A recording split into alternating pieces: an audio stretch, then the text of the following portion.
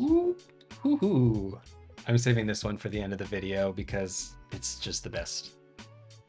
Stay tuned. Hi everybody, this is Blueprint by Adam Hurly. I'm Adam Hurly, and Blueprint is where I put all of my men's grooming expertise and experience into one place for you. And today I have a little bit of help from my friends in the beauty and grooming space. I've called on 4 other editors, writers who have as much, if not more, experience than me in this domain. Now, the assignment I gave each of them was to choose one more mass appeal fragrance. You know, your Dior's, your Chanel's, your Loewe's, those bigger name brands. And then the second assignment was to choose one that's a little more niche, a little more indie. They all have incredible taste. Mine is the best, but this is a great roster of 10 fragrances for you to consider. Let's kick things off with 5 picks in the mass appeal category. We're going to start with my pal, Garrett Munce. I am often called the other Garrett. He's often called the other Adam. Whereas I've been covering GQ and Men's Journal, Garrett is over with Esquire and Men's Health. One mass market fragrance that I love is Dior Sauvage Eau Forte. It has a similar freshness to the classic Sauvage, but because it's water-based, it's much smoother, much cooler feeling, and it's just a little bit more modern, less traditional. It has similar notes, but they smell completely different in the water base. I think that's really cool, and I love to wear it. I couldn't agree more. To me, this is one of the most interesting launches in fragrance of late. I've got it right here. Oh, I don't have it right here. Here's some B-roll of me holding it. But all of the Sauvage line is incredible. I specifically love the original, the EDT. It's the best-selling men's fragrance in the world for a reason. But what I really love is that Francis Kurkdjian, in taking over the fragrances in-house at Dior, is taking such incredible risks, but also creative liberties. So in putting the same notes of the original Dior Sauvage into something more water-based, it looks milky in the bottle itself.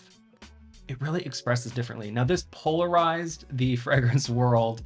If you look at this one on Fragrantica or any of those sites, it has really bad reviews because people, I think, are really purist about the fragrances. I believe that they believe it's a little unusual for Dior to be pursuing this. However, in testing this fragrance and wearing it out in the wild, I have had fantastic feedback. I mean, like, neck jerking reactions from friends like, what are you wearing? It is really special. And I also think it reflects an important pivot in the industry. So good pick, Garrett. Next, we are going to hear from Justin Fenner. Justin has been in this space for a long time. He's written for Details, Men's Journal, Gear Patrol, GQ, and now he is an editor over at Robb Report. He's actually my editor at Robb Report. Here is Justin's mass market pick. A mass market fragrance that I really love is Louis Vuitton's Lovers, and you can tell that I love it because it only came out a few months ago, and look at the dent I've made in this bottle. So this is the first fragrance that Louis Vuitton has put out since it hired Pharrell Williams as its men's creative director. He teamed up with the house's master perfumer Jacques Cavallier-Belletrude to basically capture photosynthesis in a bottle. So you're getting sandalwood, cedarwood, ginger, but the thing that makes this sing is galbanum. It makes it smell really green and fresh and alive, and I love it. I have it here too. Oh. I love every single thing from Louis Vuitton and from Jacques Cavallier-Belletrude. They might honestly have the best lineup of men's options in a single house right now. The competition is from another brand that we'll have later in this video, but this one grows on me. I really liked it out of the gate, and now I love it. I would put it up there in like my 2nd or 3rd place spot in the Louis Vuitton canon. To me, Imagination is almost untouchable, and Pacific Chill is really close up there too, but it's in that next ring, like with Meteor, L'Immensité, Afternoon Swim, Sun Song. There's so many good fragrances from this label. So, you know, Pardon me, I could go on and on and on, but I love that Justin picked this. It felt like a really important launch because of Pharrell's involvement too. So the bottle is just this really like prismatic special type thing. Great pick from Justin. Also, I sprayed it on myself, so I guess I can't be doing that with the other fragrances in this video moving forward. Next is my dear friend, Sarah Y. Wu. She is a beauty and grooming writer. We were expats together in Berlin, where she still lives. She writes for a lot of beauty outlets now, like Allure, Glamour, Teen Vogue, but she has spent a lot of time writing for the men's audience as well. If we're talking about popular men's fragrances, then I think the one you need to smell is Armani Stronger with You. This launched in 2017, and I remember smelling it when it launched and thinking, this is the best date night fragrance ever. It is warm, it's spicy, but not overpowering, and it has such an appealing sweetness to it that just makes it feel like this warm hug. So I can definitely see why this one is such a popular pick, and you should definitely add it to your collection. Thank you, Sarah. While I completely agree with Sarah on choosing Stronger with You, I actually am a fan of Stronger with You intensely myself. I do think that her pick is a little more universal, the original Stronger with You. The one that I really love has some sweet toffee in there, but it's really gourmand. Along with toffee, it has cinnamon and vanilla. There's also some pink pepper in this one. It's really, really sexy. Another great date night scent, if you ask me, but maybe if you're at the department store, you could give both of them a try. But I do think more people will lean towards Sarah's pick, which is the original Stronger with You. Next up is Brennan Kilbane. He is currently an editor at Business of Fashion, but he has spent time at Allure, with Airmail, with Glossier. He covers lots of news in the industry, but he also has just incredible taste. One popular scent I cannot get enough of is a Drop d'Issey. I got this in the Milan airport at a duty-free shop. I love that it looks like a breast implant, but I also think it's nice when a bottle lays flat on your nightstand. It sort of gives a different topography. But the best thing about it is, of course, how it smells. It has this floral profile, but also has a lot of solar notes, so it feels really, really light and fresh. I love this as a kind of everyday sort of prismatic floral. Is that the second time the word prismatic was used in this video? I do not have a Drop d'Issey in my collection, unfortunately. I do have the latest called Celle d'Issey. It is the last fragrance that Issey Miyake worked on before he passed away. I do believe that Issey Miyake is one of the absolute best, most accessible fashion houses for mass market fragrances, for your potential signature scent. There are lots of really nice flankers of their hero men's scent, L'Eau d'Issey pour Homme, the latest of which was Solar Lavender, and it launched last year. Simply beautiful. So thank you, Brennan, for picking a fragrance that I'm less familiar with, but from a house that I absolutely love. I'm 100% going to go out of my way to get this breast implant fragrance. Now onto my pick. I've already been pronouncing lots of different French names, Japanese names in this video, so why don't we try Spanish? This is from Loewe. It is Un Paseo por Madrid Opera.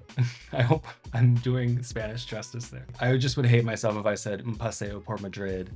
I really want to say it like a Spanish person. Un paseo por Madrid, Madrid, Madrid, un paseo por Madrid, Madrid. Un paseo por Madrid. The fact that it's Loewe and it's a Spanish company, Un paseo por Madrid. Opera. Opera. Anyway.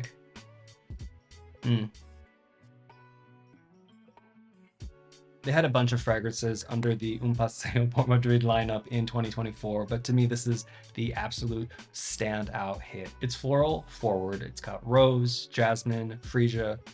Definitely a unisex fragrance. A lot of women will love wearing this too, but to me, one of the reasons I love it is it feels like a black tux. It feels like I'm going to the opera when I'm wearing it. It's really centering to me. It sort of like unclouds my thoughts when I'm with it. I think it's exquisite.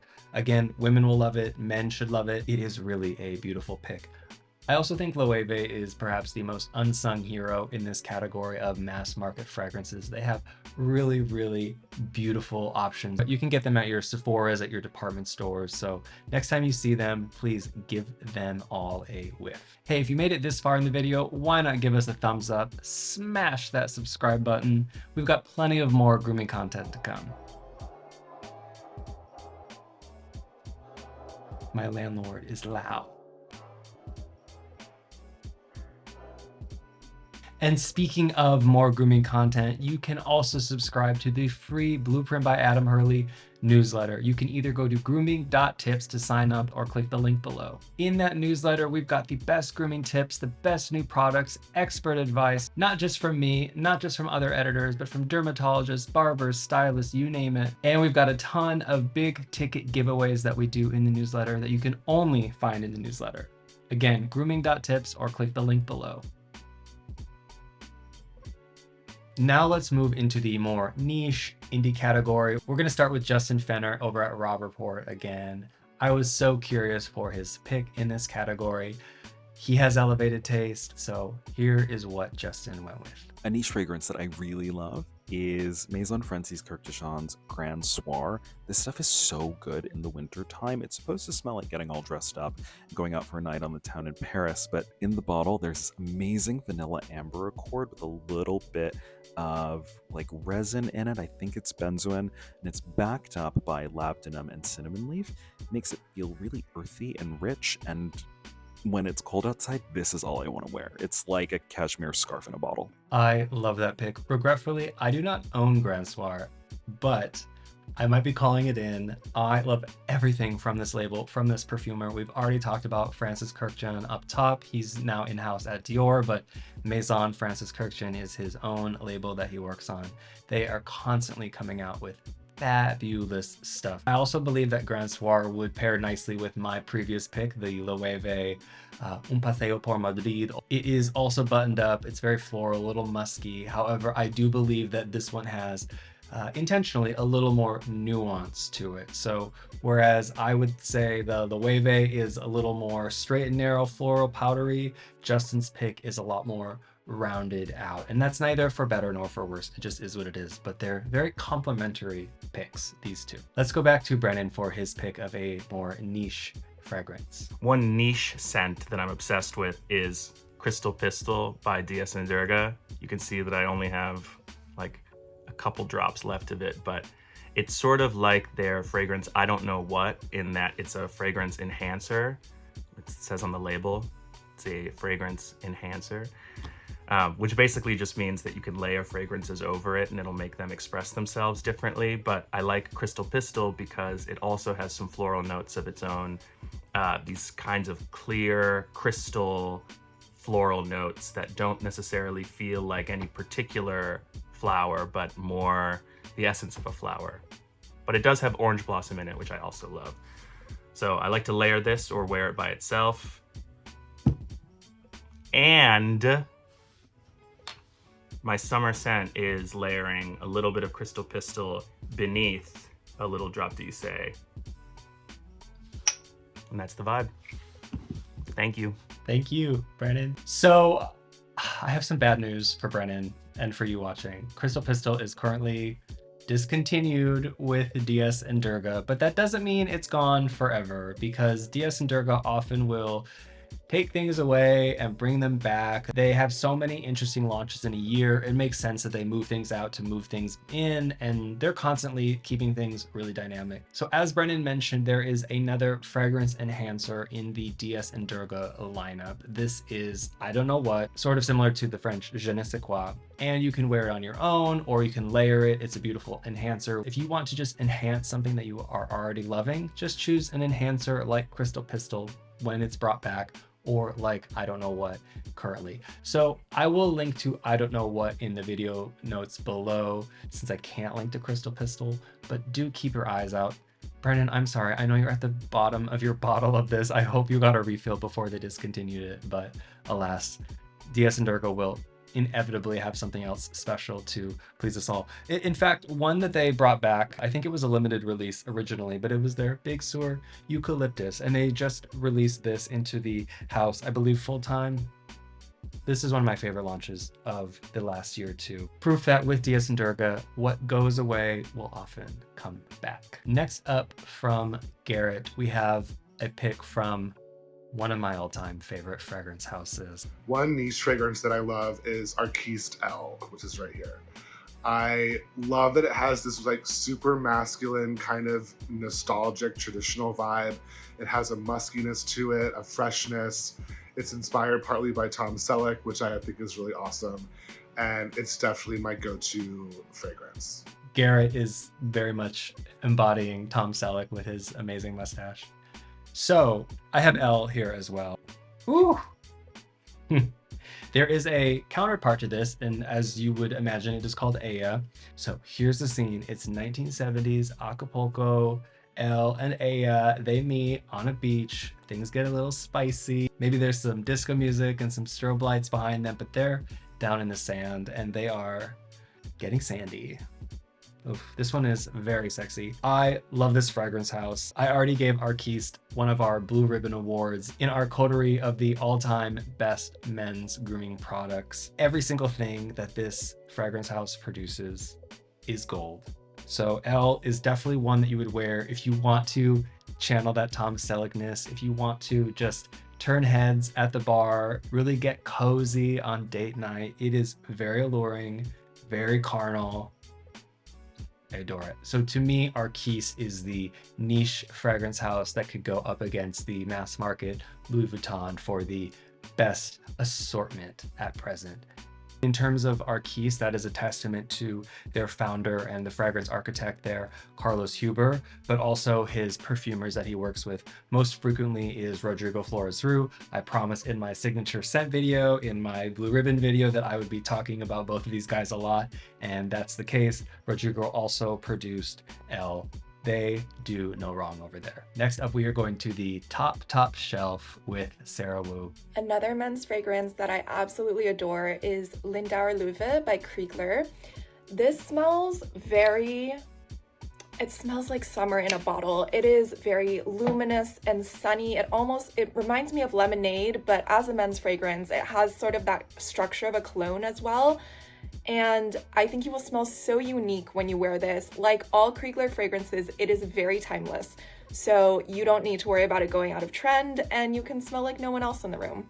I agree with what she said about Kriegler. Every one of their fragrances that launches is to me an event. And Lindauer Löwe, which I have here as well, was no exception. I'm gonna spray it on the other hand. I don't think I got the Louis Vuitton here. Ooh. This is one of two really fantastic 2024 launches from Kriegler. The other was Villa Isar, which is really cocoa-y, chocolatey, really gourmand, honey.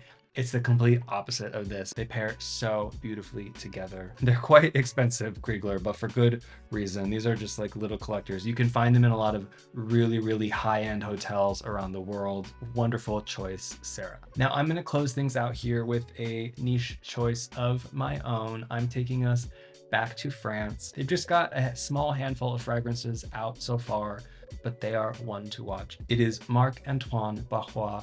He is the clothier turned perfumer. He works with the absolute best noses in the business. This one is with Canton Biche, a masterful perfumer there in France.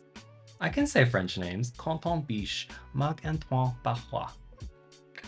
The scent is B683. This one and all of his scents are, in a word, weird. But I say that in the absolute best way possible. They are unmatched. They are peerless. They make me feel so special when I wear it, to the point that when I wear this fragrance especially, the day is punctuated. Like that day will live in my memory because I'm wearing this fragrance. So even if it's an unremarkable event, I will likely remember the day because of the fragrance I wore. I cannot say that about pretty much any fragrance. So this is an exceptional one. It is both spicy and cozy, as well as celestial and ethereal and musky. It has ambroxan, saffron, pepper, violet, musk.